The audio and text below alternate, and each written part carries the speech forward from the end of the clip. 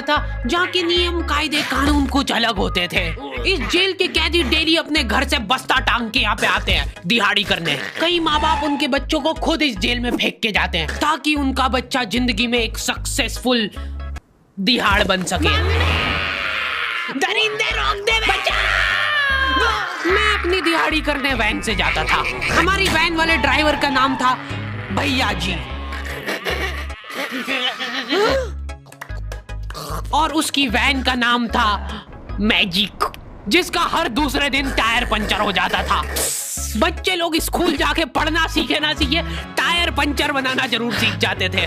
लेकिन भैया जी से मेरा अलग अटैचमेंट था।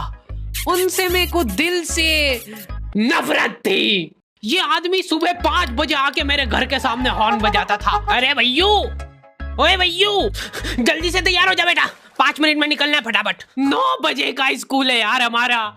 लेकिन ये आदमी सुबह सबसे पहले आके मेरे को लेता था।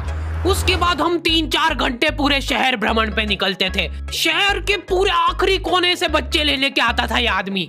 जहाँ पे वैन जा भी नहीं सकती उधर कूदा कूदा के ले जाता था ये, और फिर टायर पंचर हो जाते थे। शाम पड़े वापस से हमको घर घर छोड़ के आता था ये। जिंदगी बर्बाद कर दी थी भैया जी ने मेरी। सबसे पहले लेते थे और सबसे आखिर में छोड़ते थे। लेकिन मैं फिर भी उसी वैन में जाता था क्योंकि चमेली भी हमारी वैन में आती थी।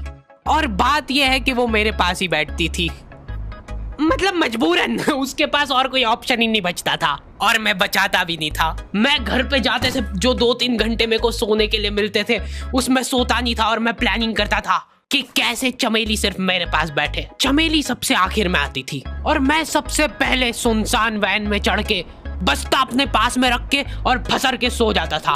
बाकी सारे बच्चे अपना बस्ता गोदी में रखते थे क्योंकि तुम्हारे बाप की वैन नहीं है, मतलब मेरे भी नहीं थी। पर मेरे ऊपर भैया जी को तरस आ जाता था कि बेचारा 5 बजे से आया है, तो वो सोने देते थे। अरे कैसे चला रहा है ये गाड़ी? रुक जा, गाड़ी चलाना नहीं आती क्या? देखो, आदमी इतना तभी चिढ़ता है जब उसकी जिंदगी में कोई लड़की ना हो। नहीं है ना? नहीं, मैं समझ सकता हूँ लड़की ना होने का दुख दर्द। मैं भी किसी जमाने में लड़कियों की तलाश में गली मोहल्ले भटकता था। फिर एक दिन मेरे पास से वो निकली। जैसे ही मैंने हैपन खोल के देखा उसकी आईडी मेरे फोन पे चमक रही थी। हैपन ये एक रियल लाइफ डेटिंग ऐप है। यहाँ पे तुमको वो लोग मिलेंगे जो तुम्हारे आस पड़ोस से निकले हो कभी ना कभी। 100 किलोमीटर दूर रहने वाले लोगों से बात करके फायदा ही क्या जब तुम मिल ही ना पाओ। और अगर तुम्हारी घिनौनी शक्ल देख के यहाँ पे तुमसे कोई प्यार मोहब्बत नहीं भी करता है तो तुम फ्रेंडशिप तो कर ही सकते हो फिर भी। So go and check it out happen. Link is in the description. लेकिन मैं सोता नहीं था। मैं आंख बंद करके चमेली के घर का इंतजार करता था। तो क्योंकि चमेली आखिरी में आती थी तो वैन पूरी पैक पुक हो रखी होती थी। बच्चे बाहर उबल रहे होते थे और मैं अपना बस्ता पास में रख के एक्टिंग देखो एक्टिंग। और जैसे ही वो आती थी, हड़बड़ाना नहीं, ऐसे टाइम पे हड़बड़ाते नहीं है कि फटाफट बैग उठाया और आओ इधर बैठो जल्दी। मत करना ये हरकत, भाग जाएगी वो। ठरक नहीं झलकना चाहिए जरा सिक भी, एकदम सटल रखना है। क्या हुआ? और कहीं जगह नहीं है क्या? तेरे मुंह में मूत दूंगा मैं। अच्छा ठीक है, इधर ही बैठ जाओ। देख रहे हो एक्टिंग देखो तुम लौंडे की। ना जाने कौन सी नशीली खट्टी मीठी खुशबू लगा के आती थी चमेली। आज तक उसकी खुशबू है मेरी नाक में। मैं वो खुशबू का पूरा मजा ले ही रहा होता हूँ, इतने में एकदम भभका बास आती है निकाह से। जैसे ही मैं बाहर झांकता हूँ, मरा हुआ कुत्ता पड़ा है वहाँ पे। एक काली कार सूख करके निकली और मेरे बच्चे को मार दिया। कैसे करके निकली? शूक। ऐसे नहीं निकली थी, मैं यहीं पे खड़ा था, वो कार आई थी और जैसे ही वो बच्चा नीचे आया तब वो खड़ा, वो बच्चा चिल्लाया और फिर कार शूक करके भाग गई। उधर कुछ बच्चे ऑटो रिक्शा से भी आते थे स्कूल।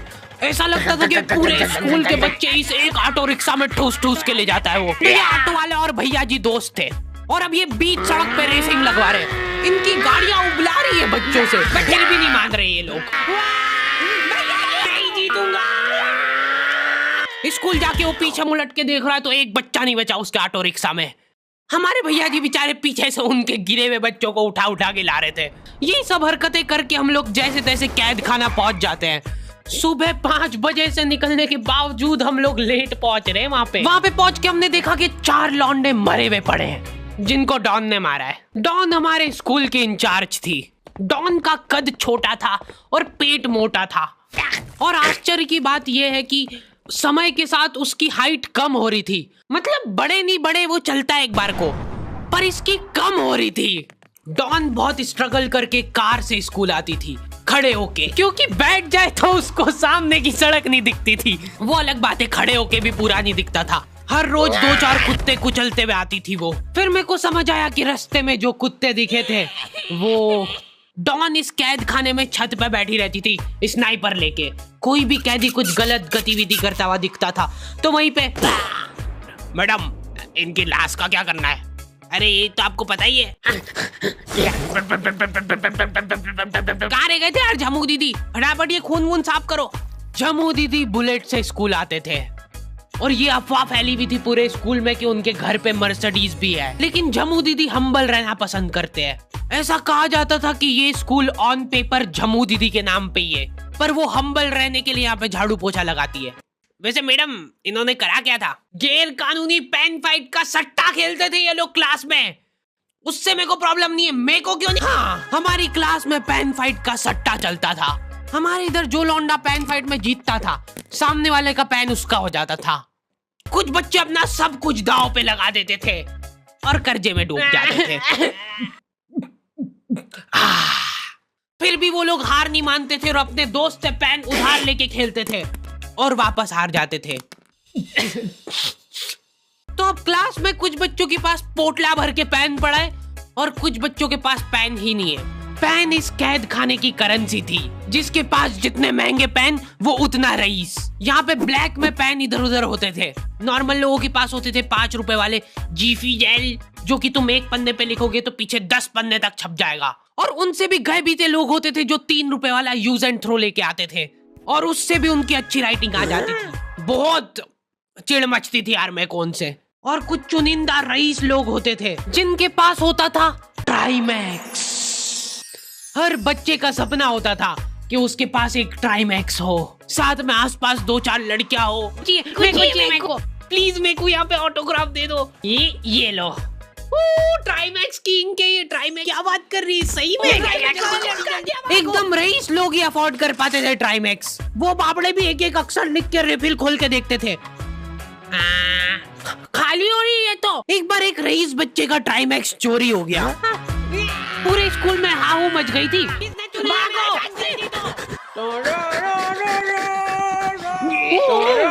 देखो, उस दिन हमको पता चला कि वो आदमी दौड़ भी सकता है।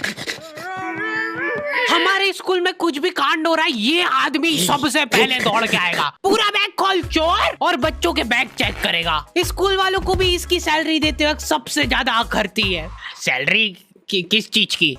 इस आदमी की शक्ल देख के ऐसा लगता था कि ये स्पोर्ट्स की आड़ में वैन वालों के साथ मिलके बच्चों की स्मगलिंग करता है।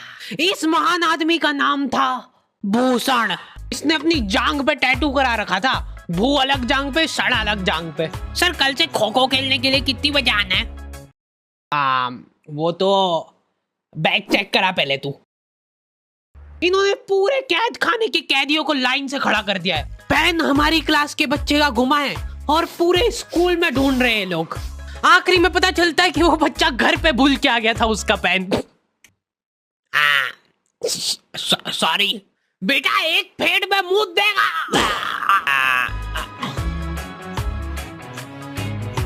ऐसे तो नमूने बच्चे थे हमारे स्कूल में, और टीचर लोग उनसे भी गए बीते थे। हमारे स्कूल में टीचरों को उनके नाम से कोई जानता ही नहीं है। बच्चों ने उनकी हरकतों के अनुसार टीचरों के नाम रखे हुए। हमारे इंग्लिश वाले टीचर का नाम था छोटा भीम। इससे चिड़चिड़ा आदमी मैंने आज तक नहीं देखा। छोटा भीम की हॉबी थी लड़कों को कूटना। उस बेचारे की हाइट छोटी थी तो बच्चे के मुंह तक उसका हाथ ही नहीं पहुंचता था। बेचारा ऊंचक उचक के मारता था, फिर भी कमर तक ही हाथ पहुंच पाता था उसका। एक पॉइंट पे मेरे को ऐसा लगने लग गया था कि उसको सैलरी लड़कों को कूटने की मिल रही है। कभी किसी बच्चे को बहुत ज्यादा मार दिया, घायल हो गया वो बेचारा, ये लो आपका एक्स्ट्रा बोनस। होमवर्क तुम्हारा बाप करेगा क्या? सर मेरे पापा मर गए थे। तू भी मर जा। ये लो। अरे वाह, नहीं चल रही, सांस तो नहीं चल रही है। हाँ कंफर्म मर चुका है ये। ओह ये लो आपका प्रमोशन हो गया है। लड़कियों से उसका अलग अटैचमेंट था। कौन सा परफ्यूम लगा के आई हो? सर थोड़ा दूर रहो। अरे मैं कुछ कर थोड़ी ना। भोली सी सूरत और आंखों में ठरक लेके स्कूल आ जाता था ये daily. So this means that he will jump over it and then he started. ये आदमी इंग्लिश को इंग्लिश में ही ट्रांसलेट करके चल जाता था हमारी नंगी आंखों के सामने। इधर वॉशरूम में मौत का नंगा नाच मचा रखा था लॉन्डो ने। 4 लॉन्डे दिन भर वॉशरूम में जाके खड़े हैं, कुछ भी नहीं कर रहे वो लोग वहां जाके। उनको बस मन की शांति मिलती है वहां जाके। अगले दिन उन चारों ने प्लानिंग करी, कुछ तो प्रोडक्टिव करते यार वहां जाके। अगले दिन वो सब पानी की बोतल लेके गए। अब वो पानी पी पी के हाथों हाथ मूत रहे हैं। और ये टीचर लोगों को प्रॉब्लम क्या है, बच्चे अगर वॉशरूम जा रहे हैं तो एक गया है तो अभी दूसरा नहीं जा सकता है। क्यों? तुम्हारे घर की लेटरिन थोड़ी ना है वो कि एक टाइम पे एक जना यूज कर सकता है। मान लो वो 2 जने अगर वॉशरूम में मिल गए तो वो क्या कर लेंगे ज्यादा से ज्यादा? भाई यहाँ का बल्ब निकाल लेते हैं ना। हाँ निकाल लो, फीस भरी है अपन ने। लॉन्डो को ऐसा लग रहा है कि इन्होंने फीस भर के पूरा स्कूल खरीद लिया है। 10 लॉन्डे कॉरिडोर में छाती चौड़ी करके चल रहे हैं प्रिंसिपल के सामने। प्रिंसिपल को इग्नोर कर रहे हैं ये लोग। इनको ऐसा लग रहा है कि इन्होंने फीस भर दी है तो प्रिंसिपल इनके पैर पड़ेगी। उनमें से आधों ने फीस भरी भी नहीं है। हमारा स्कूल बिल्कुल सेफ नहीं था। हमारे वॉशरूम में चोरियां हो जाती थी यार। बल्ब चोरी करने के बाद सब लोग अंधेरे में मूत रहे एक दूसरे के जूते पे। उधर कर। उसके बाद पूरे वॉशरूम में कुछ दिख नहीं रहा है चोरी करने का। तो ये लोग हाँ नल उखाड़ के ले गए। नल कौन ले जाता है? कभी वो मछली वाले साबुन चोरी हो जाते थे, कभी ये फिनाइल की सफेद गोली को माउथ फ्रेशनर समझ के खा जाते थे। भाई इसको चबा मत, इसको चूस, ज्यादा देर तक चलेगी ऐसे। ठंडक हो रही भाई, ठंडक।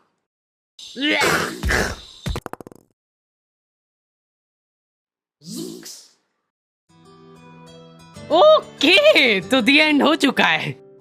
होपफुली तुम लोगों को ये वीडियो पसंद आई होगी। अब कोई भी रोएगा नहीं। किधर गया? वो मर चुका है। लो भाई तुमको जो चाहिए था ले आया हूँ मैं। अपने दोस्तों को ब्लैकमेल करो उनकी गंदी फोटोज दिखा के कि उनको ये वीडियो मजबूरन देखना पड़े। बाकी अगर तुमको इसका सेकंड पार्ट चाहिए तो 2.5 लाख लाइक्स कर दो फटाफट। और हैपन चेकआउट करना बिल्कुल मत भूलना, लिंक मैंने डिस्क्रिप्शन में डाल दी है। मिलते हैं नेक्स्ट वीडियो में।